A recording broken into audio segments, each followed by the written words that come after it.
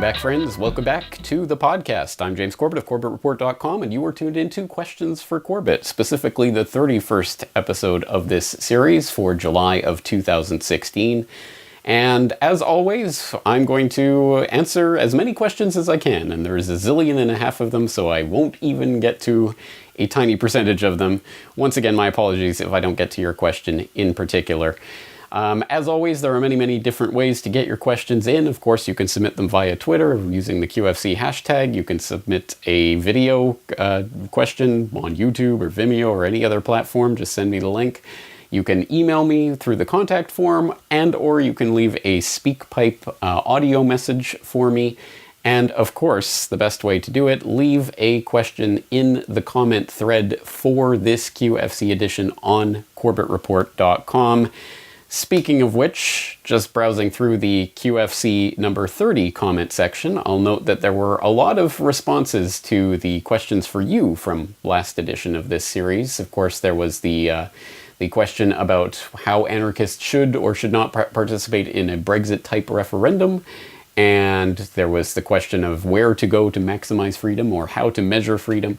Lots of interesting and thought-provoking responses from the engaged Corporate Report community. So thank you to all of you for that participation. And especially thank you to the very first question and answer in that comment thread, which is beautiful. It's an example that I love to see, where there's a question and one of the Corbett Report users provided an answer. I like to see that kind of back and forth. So we have Ismado95 writing, "Hi James, did the American government save the Great Plains from the Dust Bowl? This is the narrative we learned in American high schools, and I'm a bit skeptical of it because it supports the idea that the government is able and responsible for fixing environmental catastrophes. So did better farming techniques from the government and planting of trees cure the Dust Bowl, or is there something more to it? Thanks." And JHN Small 6 provided an answer, no, after 40 years of attempting to reverse or correct the damage done, the agency created reported that they only had a 60% success. Congress taught the bureaucracy that failure is the way to succeed. Congress increased their budget fourfold. And then he goes on to talk about farming techniques that had been encouraged by government programs in the early days of settling America, where the government would continue to give people cheap arable land, so they would basically farm the ever-loving something or other out of the land and just maximize short-term profit, destroy the land, and move on to the next government-provided land. Obviously not a sustainable way of doing it, and talking about that history and context, which of course helped create some of the conditions that led to that Dust Bowl. But I'll go even one step further. I will also throw in a link to an article that discusses this at some degree of length about in American Thinker, specifically about the soil erosion service that was created by FDR as part of his New Deal. Back in 1933, it was rolled into the Department of Agriculture in 1935, and their bright idea, those technocrats at the Soil Erosion Service, decided, hey, we've got an answer to the Dust Bowl. Why don't you plant kudzu, which had been introduced in I believe, the late 19th century to Philadelphia from, of course, the East, here in Japan. As just a sort of, an interesting novelty. And there was some small-scale private planting of it in gardens and things. But the government came along and decided, hey, the vines will help keep the soil in place. Let's start encouraging farmers to plant it. So they paid $8 an acre for farmers to plant it. And what was the result of this social central planning technocratic agricultural engineering project? The vines made themselves at home, growing up to 1 foot per day during the warmer months. Over 24 stems can emerge from a single crown, and each of those can stretch over 100 feet. A single massive taproot can weigh up to 400 pounds. Its underground rhizomes ignore the cold and survive for years before sprouting. It strangles trees, smothers meadows, undermines buildings, and pulls down power lines. The vine now covers 7 million acres in the U.S., and the damage it has caused is in the hundreds of millions. If you live in the South, you may not want to sleep with the windows open. Oh, that's right. Complete and total disaster. Brought to you by the U.S. government and their technocratic meddlers. Yes, just to put that in perspective with some numbers, there is now 10,000 square miles of kudzu overgrowing, mostly in the south of the United States, but it's spread to other areas as well. And 150,000 new acres grow every single year. A complete and total disaster brought to you by meddling technocratic central planners. Yay. As always, when there is, this is just a perfect example of that, but it's always the phenomenon when technocrats and central planners get in and start trying to create, ideas to skew nature, skew the markets, skew whatever, then it will get skewed and it will usually overcorrect in that direction in horrific ways. And this is a perfect example of that. So no, the government didn't solve the Dust Bowl and make everything magically better. In fact, they've just created an incredibly new problem that wasn't there before. So keep that in mind next time you ask the government to come save you from some disaster. All right, next, Bub Romer asks, I have a mundane presentational question for James. What is the story behind the title of the show, New World Next Week? And I note that, like the previous question, this question was also answered by a subsequent Corbett Report user, but I know James Evan Pilato always loves to answer these questions, so James, take it away. Hey, thanks for the question, Bub Romer. I do actually love telling this story because for me, a lot of the work always comes back to having a nice concept I can sort of hang my hat on. And once I have that, I can sort of do the work over and over again. Council on Foreign Relations has a podcast that they actually still do called The World Next Week. And as we were diving more and more into doing alternative media and looking at who was really kind of the organizations and things behind the scenes, we all realized that Council on Foreign Relations was a biggie. And they had a podcast. So in thinking of a name for our show, I don't know, it must have just been the light bulb over my head, and I was following a lot of podcasts at that point. And I'm always trying to think of band names and interesting project names, of course, Food World Order and Cyberspace War and all the funny names that I have for Media Monarchy. New World Next Week is just a play on the title of the Council on Foreign Relations podcast, The World Next Week. And even the album art, which we'll still have associated with some of the podcasts and some of the audio versions of New World Next Week, is a mock-up I did on my own that, again, is a parody of the Council on Foreign Relations podcast album art, where we just kind of adjusted some of the things. And again, it's a parody, it's a satire. I know by this point, almost 7 years on, they have to be aware of us, but I've never had anything sort of sent to me. Council on Foreign Relations has yet to block me on Twitter, which sometimes I'm actually surprised about as much as I tag them and comment about their workings. But that is pretty much the simple answer. And yes, it rolls off the tongue really well. And for like a lot of things, once you kind of hear that, and for me, whether it was Media Monarchy or New World Next Week, it has that sound. And it has that sound that I knew resonated with me. So I figured hopefully it would resonate with other people as well. And so far, so good. It has. So thanks again for the question, Bub Romer.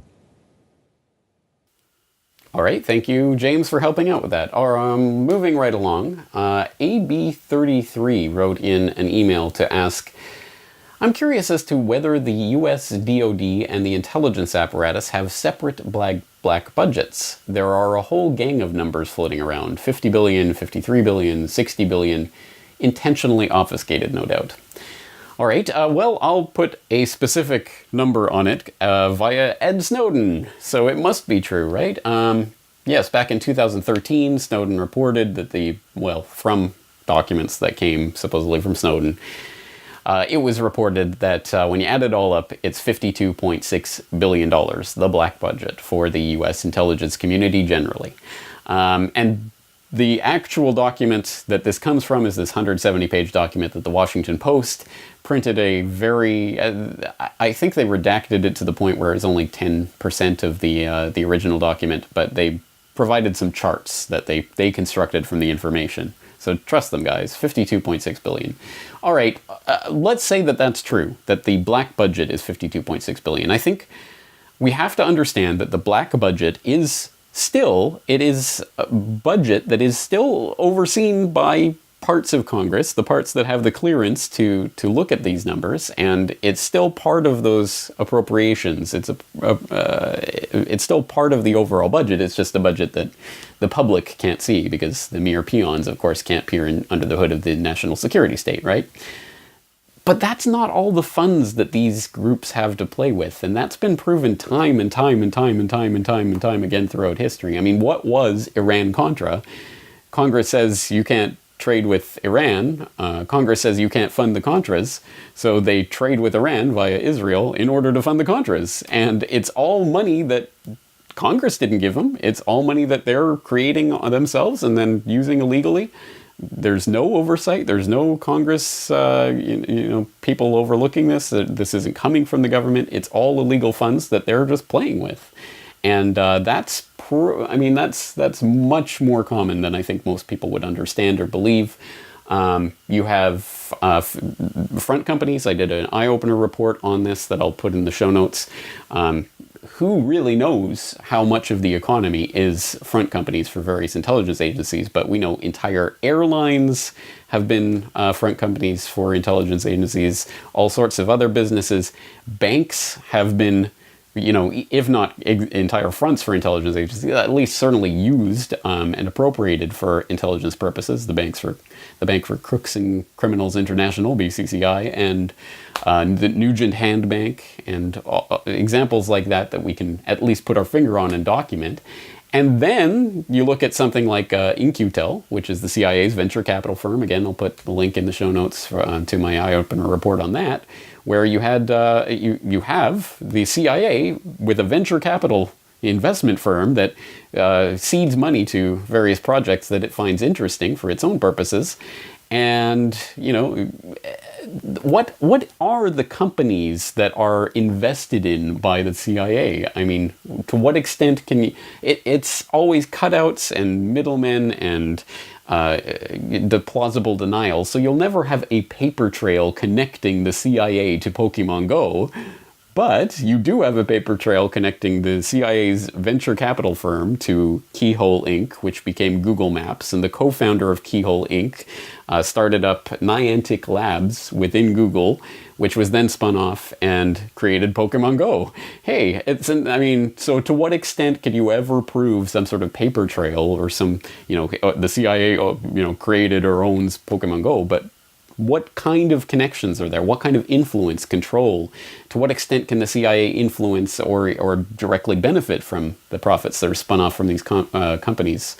Again, some of this is out in the open and some of it is under the table, and none of this is included per se in the budget. So I think we have to separate the black budget from the illegal slush funds. And who knows? I mean, the CIA ships in the drugs.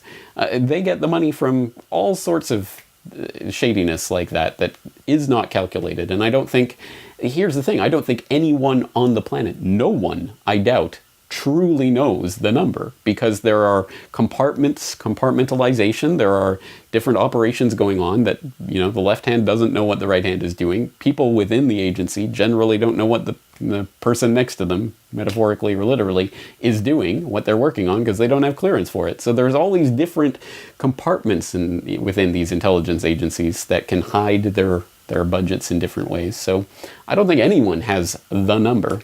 But I can guarantee you it's more than that $52.6 billion that Snowdon supposedly leaked. All right, let's move on. We have this question in from Laszlo.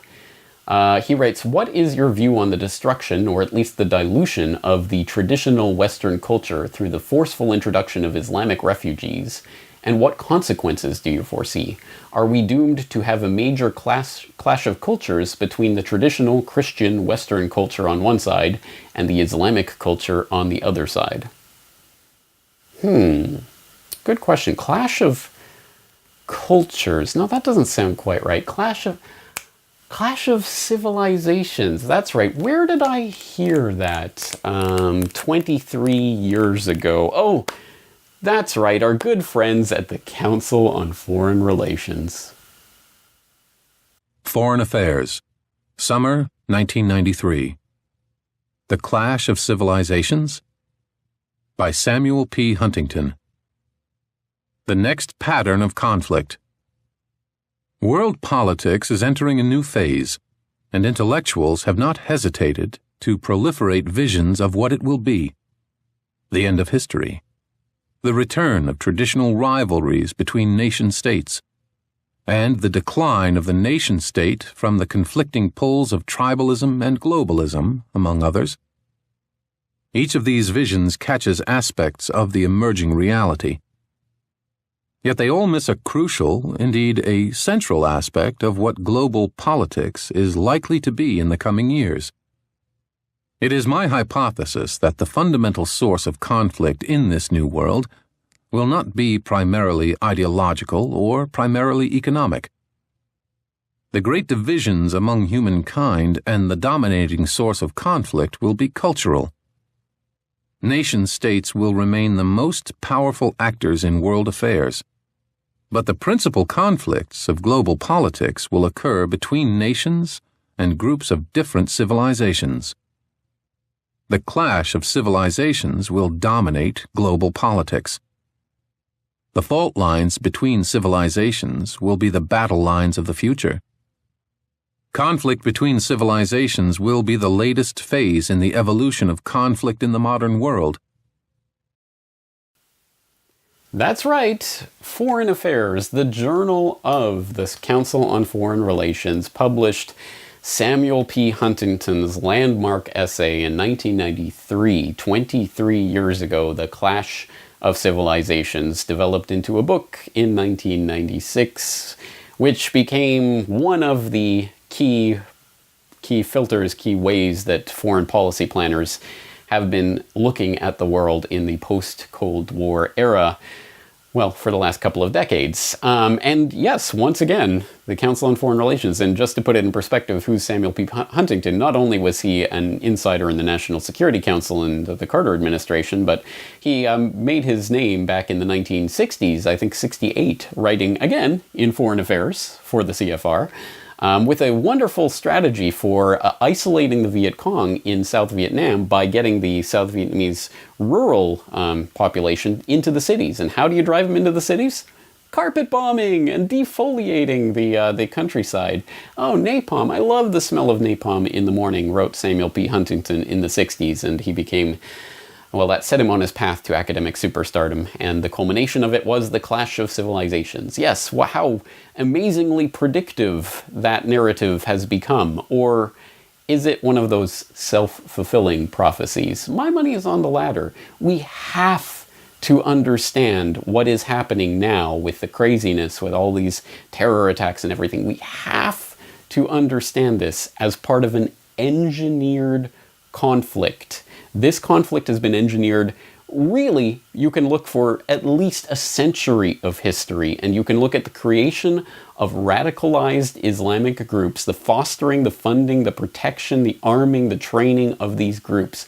Not just the famous example or the infamous example that I'm sure we all know by now, that Osama bin Laden was the CIA's golden boy back in Afghanistan in the 80s when he was fighting those damn Ruskies. It's not just that. The history is much wider, broader, deeper than that. Go look at the origins of the Muslim Brotherhood. Go look at the creation of Hezbollah. Go look at the creation, of course, of Al-Qaeda, ISIS. Again, time and time and time again, the most radicalized elements are being supported, fostered, funded, taken care of, and we see a microcosm of that in the 28 pages, which, obviously has its own reservations, but still, that's the idea that the US government, highly in bed with these people who are funding radical terrorism. Again, the terrorists are really the ones in government. So, again, we have to understand that. And again, it's not even just the funding of the radical Muslim groups, it's also the destruction of any alternative. Look at Nasserism, and how that was Pan-Arabism, how that was ultimately undermined and destroyed and eradicated, because that is the real threat to the globalists, who of course want the radical Islamic side of this that they can plop into that equation to make a clash of civilizations. Why make a clash of civilizations? It's a further rung up the ladder of centralization. It's not just, principalities. It's not just nation states. Now it's entire civilizations are warring with each other. The collective grows larger and larger with each iteration of this dialectic until eventually you've got the big clash of, whatever two major powers, however that's divided up into whatever kind of regional blocks. And either you have some sort of 1984-ish, war with East Asia. We were never at war with East Asia, in which it's all just, showing games to basically not placate the public, but keep the public in fear, or ultimately the unveiling of the one world government to save us from this, this horrible clash that's taking place. Either way, that is the end goal of this clash of civilizations. So here's the newsflash. All of these terror events and everything have to be seen as engineered products of that clash of civilization that has been engineered into place for a century or more. And until and unless we truly internalize that, then there is no way to win the rigged game. If you take sides in a rigged game, you're going to lose either way. Or the game is going to play out exactly the way the person who rigged it wants it to play out. And that's, of course, we know where the globalists want to take this. So the way not to play this game is not to give into the collectivism, the collectivization, the subsuming of your identity in some sort of civilization, like because you were born here or because you are this person, that you now subsume the entire, you reflect the identity of an entire civilization, and that is reflected in you. That collective mindset is the basis of the clash of civilizations, and that's the reason they want to get you further ensconced in their system. The way to get out of that, again, bring it down to individualism, getting away from collectivism. And of course, people are going to come back when you start talking about that with the straw man about, individual isolation, everyone's an island. That doesn't work with modern society. That isn't what individualism means. It means that there is no utilitarian ethic that says the greater good. There is no subsuming of your identity, who you are as a human being. You specifically are not a civilization. You're not tied into a billion people because of where you were born or anything of that sort. And the quicker we free ourselves from those mental traps, the quicker we get out of the Clash of Civilizations game that they are setting up. It is a rigged game. You lose if you play.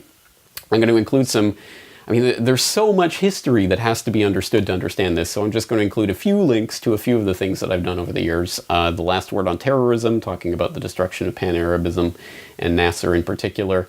I did a Corbett Report radio episode on the Muslim Brotherhood and where they come from.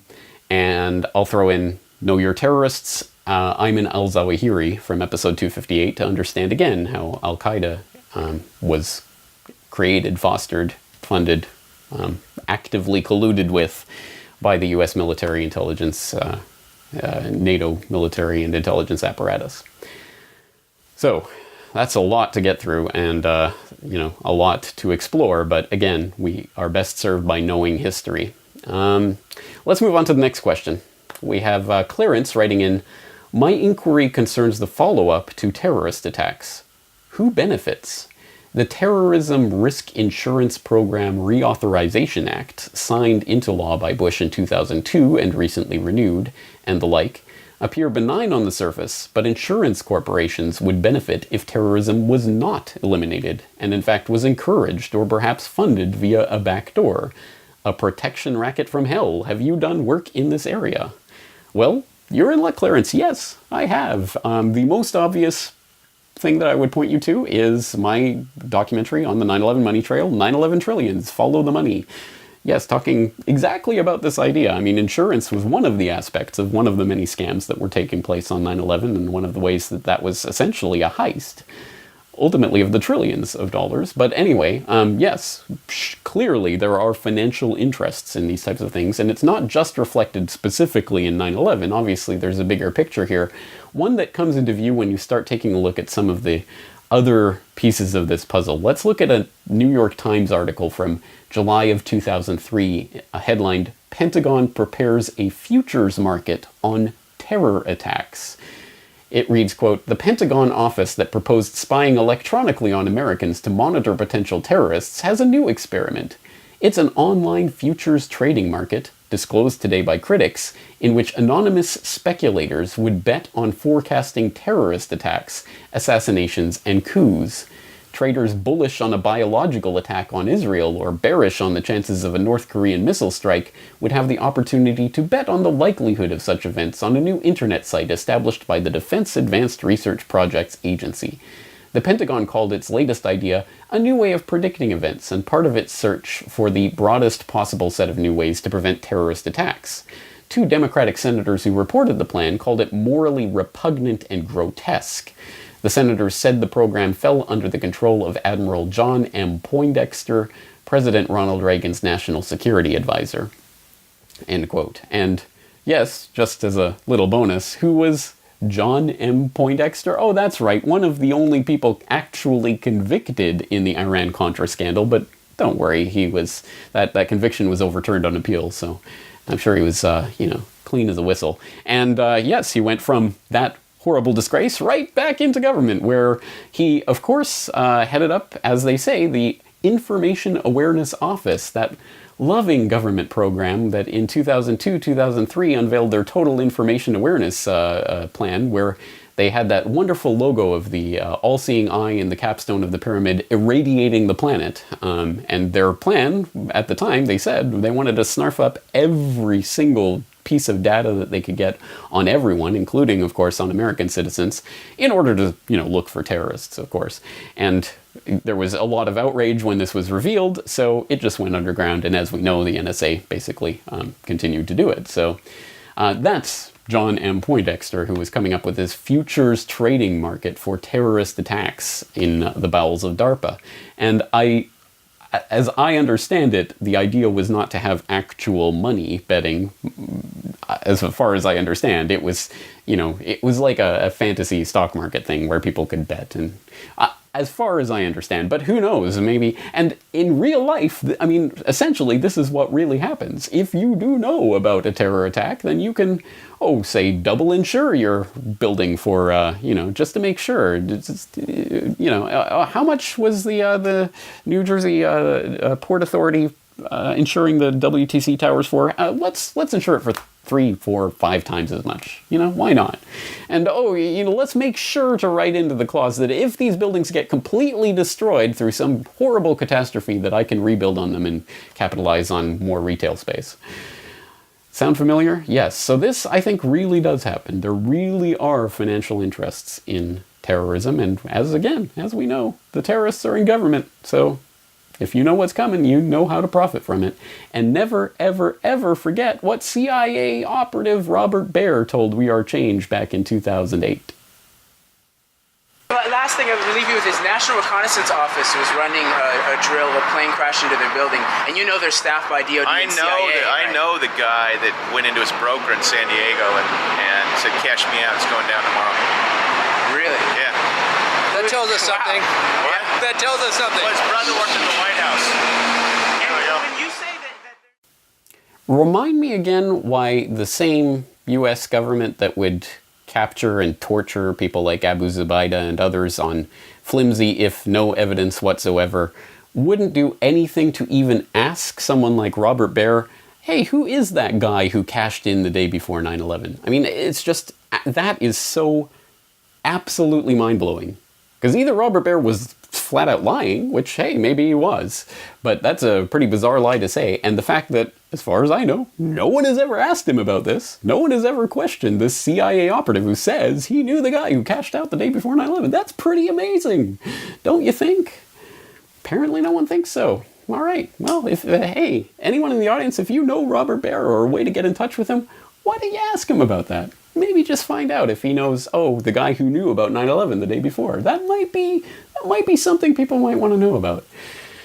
Utter insanity. Complete insanity. It boggles my mind that Robert Baer isn't being interrogated right now. But anyway, all right. Okay, let's move on. Alex writes, why are you not on Facebook? It is one of the biggest social media outlets. I'm a huge fan. Never heard somebody so informative in such a small amount of time, i.e. show length. Why am I not on Facebook? And by the way, just once again, clarification, I'm not on Facebook. So if you think you are interacting with me on Facebook, newsflash, you're not. I'm not on Facebook. So I know there are fan pages or something, but it has nothing to do with me, literally nothing. Why am I not on Facebook? Simply because all of the things that we talk about with the matrix-like control grid and all of this information that's being stored and data mined, yeah, no, I don't want to join that. I don't want to willingly put myself or my family into that matrix. No, thank you. Now, having said that, here I am on YouTube. Here I am on Twitter. You know, I mean, I make use of these social media tools as tools because that's where the majority of people are, and I am doing this as an outreach to people, especially to people who would be the types of people who would just use these services without thinking about them. So, you know, I draw the line at Facebook. Why Facebook? You know, I also draw the line at Instagram and Snapchat, but that's only because I can't possibly fathom why I'd want to use them. But maybe that's a sign I'm an old fuddy-duddy. I don't know. I hope it is, because that's fine by me. But anyway, yeah, I mean, I think everyone has to make the determination for themselves where that line is and what they're going to use and how they're going to use it, and what kind of information they feed into that matrix if they do decide to dance with that devil. Because keep in mind, if you are not running the server, if you do not physically possess the content and everything that's going on, then it's not yours. And YouTube and Facebook and Twitter and Instagram and Snapchat and all of these social media tools are someone else's platform, and they can and they will take you down and silence you or censor you or do whatever they want whenever they want to. And just keep that in mind. And purges have already happened, and purges will continue to happen in the future. As I said before, the revolution will not be YouTube. You might want to rewatch that video. So anyway, that's why I'm not on Facebook and never will be. But here I am on YouTube and elsewhere, so it's all a question of where you draw the line, and I'm just trying to reach people in the matrix. Moving on, we have a question from Martin, who writes, in the last couple months we have been seeing a lot of news from Amok News Agency. Doing some research on what Amok News Agency really is, I find it hard to judge the credibility of this agency. I highly suspect this is just another propaganda source for the Western imperialistic agenda, which of course cannot be trusted. But if this is actually someone from within the core of ISIS, I might be wrong, of course. Well, might be, but I have to question whether propagandistic source of Western imperialistic agenda and core of ISIS are really separate entities. I don't think they're mutually exclusive. But anyway, you know, ISIS, I think we should always refer to it as. Yes, so for people who don't know, Amok News Agency is related to ISIS somehow. I don't think they officially claim to be ISIS news agency, but they have suspicious access to ISIS-related events like the fall of Palmyra, and they reported the ISIS taking of responsibility for San Bernardino, you know, before anyone else. They were the ones who relayed that. So there's some sort of relationship there, supposedly. But here's the interesting part of this for me. Most of the information that comes to the U.S. or the Western mainstream media about what the Amok News Agency is reporting comes through Site Intelligence Group, run by Rita Katz. Are you familiar with Rita Katz? This, I believe she was an Iraqi Jew originally, but the son of an Israeli spy, surprise, surprise, a committed Zionist, surprise, surprise, who runs this Site Intelligence Group that, is looking for signs of terrorist activity online and reporting about it, or they have a subscription service. So if you're a news outlet, you can sign up and get the updates, and they'll report things. They'll report things before anyone else, including the Steven Sotloff beheading video, the green screen beheading video. Site Intelligence Group reported it before ISIS. They reported it, and apparently ISIS were going, "How did you guys get this? How did you know this?" So make of that what you will. They report the news before it happens, apparently. So anyway, anything to do with Site Intelligence Group and anything they touch is highly suspicious, at the very least. So I would be very, very careful about anything that's coming through them.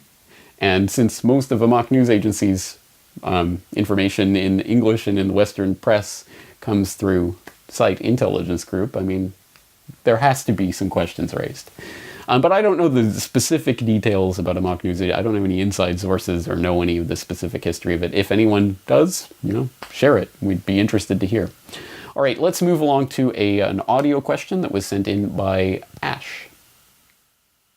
Hi James, first off I'd like to thank you for your tireless efforts and outstanding work on disseminating valuable information to the masses. I'm a big fan of your work and have followed you for many years. My question is regarding Brexit and the geopolitical repercussions of such a move. To outline, I agree on the fundamental principle that the current form of economic globalization and centralization of power is the wrong horse to back. The majority of the Leave campaign fueled their voters with pseudo-patriotism, Islamophobic and xenophobic hatred, and they rabble-roused and promoted downright factual lies that have been debunked almost as fast as they appeared, and promoted to demographics already entrenched in a very patriotic and nationalist belief system. And as you so rightly mentioned in your Brexit Wins video, nationalism is just a stepping stone to globalization. Now that the exit goal has been tentatively achieved, and the hard-right nationalist views are becoming more pronounced across the UK and Europe due to migration refugee issues, we have people like Nigel Farage of the UKIP party and Boris Johnson of the Conservative Party, big heads in the Leave campaign, subtly hinting about creating a new economic alliance with the Commonwealth, almost as if to make London and the UK the new Brussels, Belgium. I don't believe banking systems will change because of this exit. I don't believe the structure of the UK government will fundamentally change because of this exit, and the things the UK establishment is complicit in around the world won't change because of this exit. So my question is, does this exit matter at all? And is it really something to celebrate if it just spawns into the similar system of centralized power we've just voted out?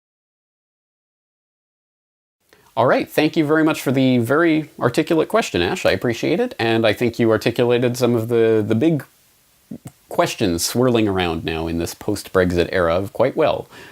Certainly, if your question is, if nothing really changes in terms of the fundamental centralized systems of control or the banking system or, any of the fundamental systems, then does Brexit matter at all? And the answer is, of course it doesn't.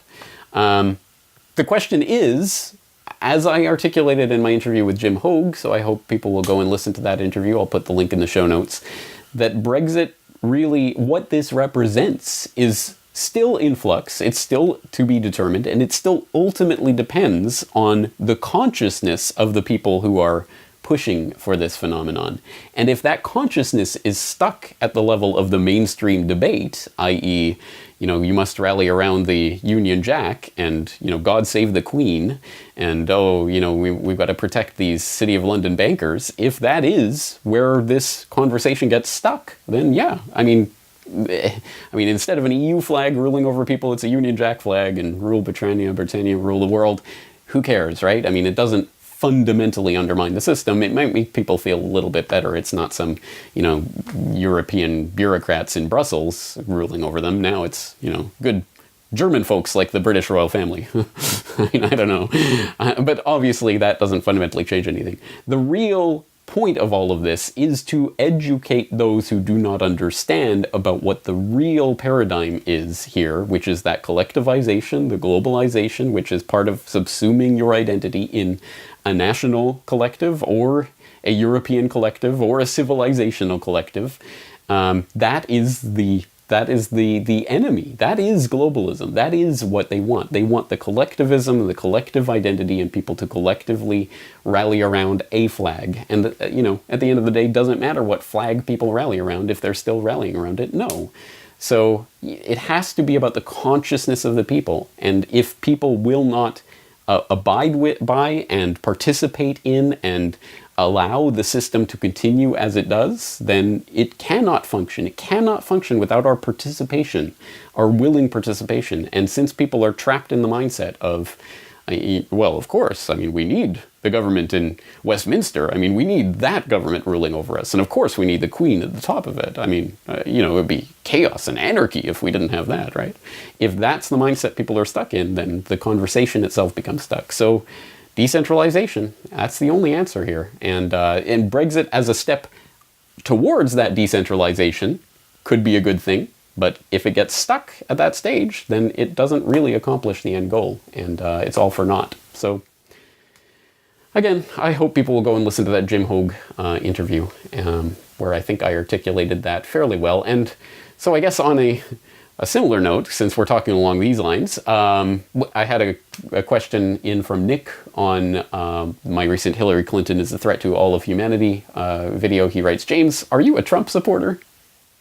I think Nick was being a bit tongue-in-cheek with this question, but fair enough, because I guarantee you every Joe Sixpack and Jane Soccer Mom that stumbles across the Corbett Report will see anytime there's a anti-Clinton video, oh, you must be pro-Trump, or anytime there's an anti-Trump video, you must be pro-Clinton. So let me be absolutely crystal clear, just in case anyone out there doesn't get it, I am not pro-Trump. Do not vote for Trump. That is not good. I am not pro-Clinton. Do not vote for Clinton. That is not good. Oh, I see. So you're a Stein kind of guy. No. Do not vote for Jill Stein. Oh, Gary Johnson. No. Do not vote for Gary Johnson. Oh, you're for some kind of fringe third-party candidate, aren't you? Nope. I ain't for some fringe third-party candidate or any candidate. I am a voluntarist. Yes, V for voluntarism. And for those who are unfamiliar with this, it is an ethical position that the initiation of violence against peaceful people is verboten, forbidden, and yes, that is the definition of government, which claims to have a geographical monopoly over the initiation of violence against peaceful people. Most obviously, of course, in the collection of taxes, tributes to the ruler, which, of course, are absolutely, unjustifiable at base, but everyone goes along with them because they've been indoctrinated to it their whole life. But of course, always with the implied threat of violence, always at the implied barrel of the gun. It usually doesn't get that far because people usually don't resist that far, but sometimes it does, and sometimes people do, and some people try, and they don't get very far. So that is fundamentally my position. I am against. It's not just that I am against government. It is that I do not believe government to be an entity that exists in the way that people think it does. It is rather a mass delusion in delusionary belief in the legitimacy of a ruling class. But that is not right, it is not valid, it is not proper, it is not ethical, and it is not true. It is a delusion. What on earth am I babbling about? I've done many hours of media talking about this in various forms. I'll throw in a couple of links to things that may be relevant for people who are interested, specifically episode 264 of my podcast on the government illusion. Also, the last word on voting, which I think articulates my position on voting pretty well.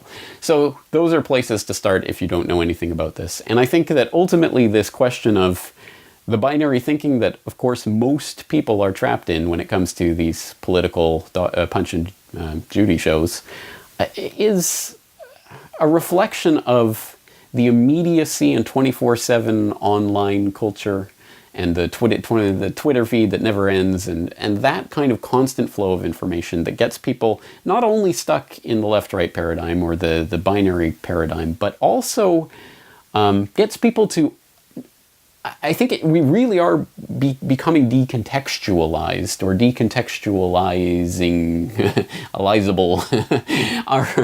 Our minds can't wrap around proper context, I think, in the way that they used to, and take an argument into its proper context. So that when you see a video that says, don't vote for Clinton, Clinton is bad, people will automatically believe that to be an endorsement of Trump. And regardless of the context in which it's offered, regardless of the history of say, this outlet, if you happen to know it, or, what is to be expected in the future, it's always about the here and now. And this, 10-minute video is everything that this person wants to articulate in exactly the way that it has to be articulated. And so they didn't say, don't vote for Trump. That means they want you to vote for Trump. Idiocy like that. And at the end of the day, it's hard to win against people who can't or won't contextualize information. It is a phenomenon I've noted with disturbing, increasing frequency the more we get into the era of the 24/7 online newsfeed.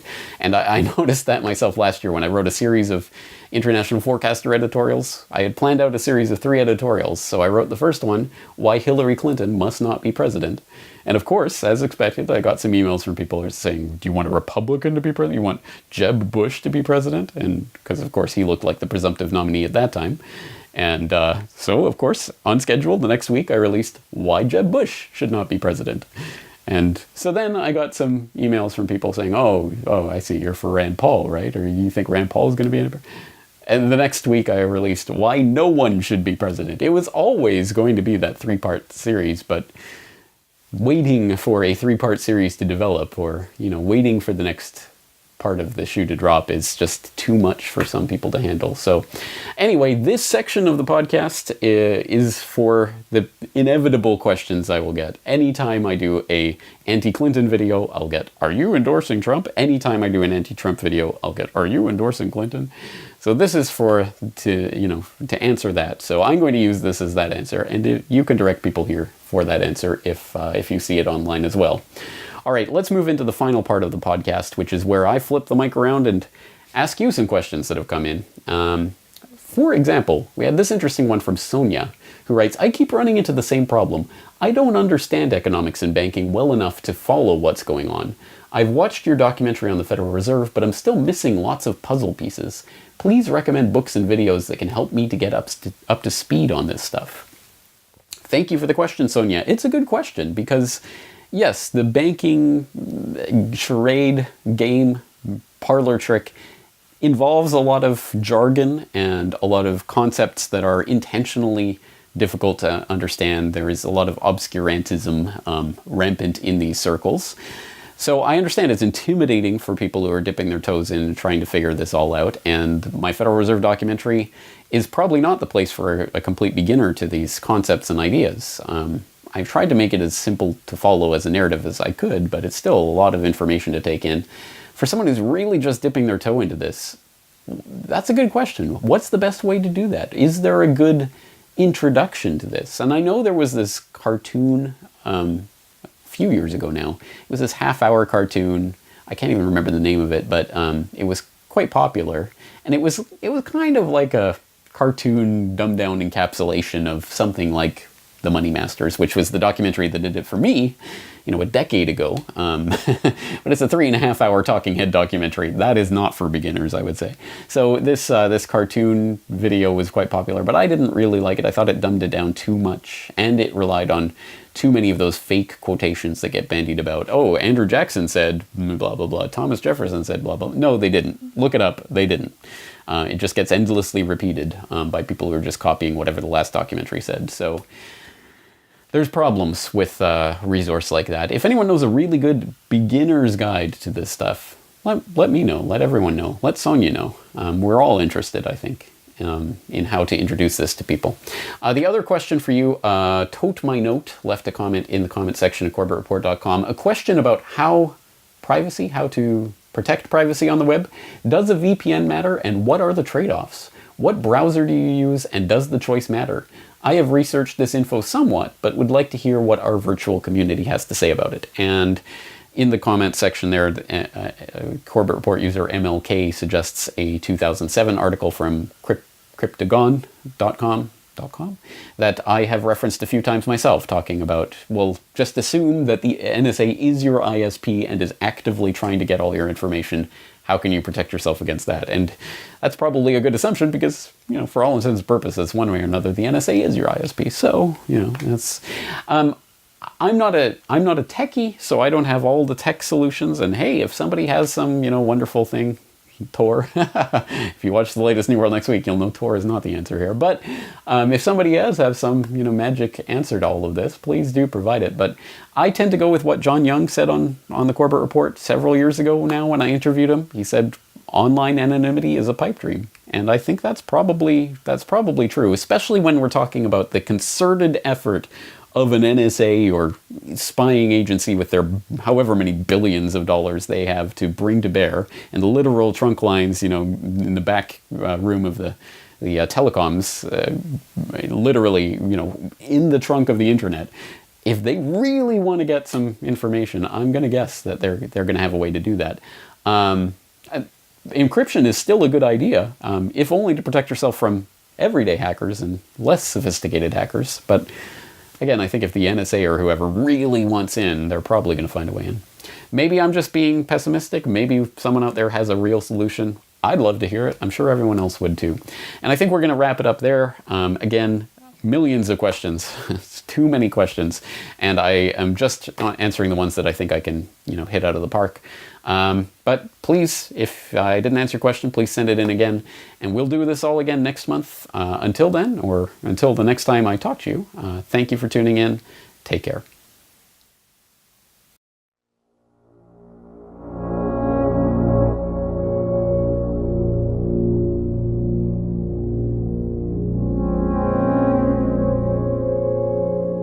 The Federal Reserve, the heart of the American banking system. For over 100 years, it has operated in the shadows, controlling America's money supply in total secrecy. So all that information is available in our commercial paper program. And who got the money? Hundreds and hundreds of banks. Any bank that has access to the U.S. Federal Reserve's discount. Tell us who they are. No. Until now. 100 years ago, in 1913, the Fed was created. Fractional reserve banking. The legal authority to do it. Takeover of monetary policy. Are conducted by the Federal Reserve banks. They are banks. There is no other agency of government which can overrule actions that we take. Century of Enslavement, the history of the Federal Reserve.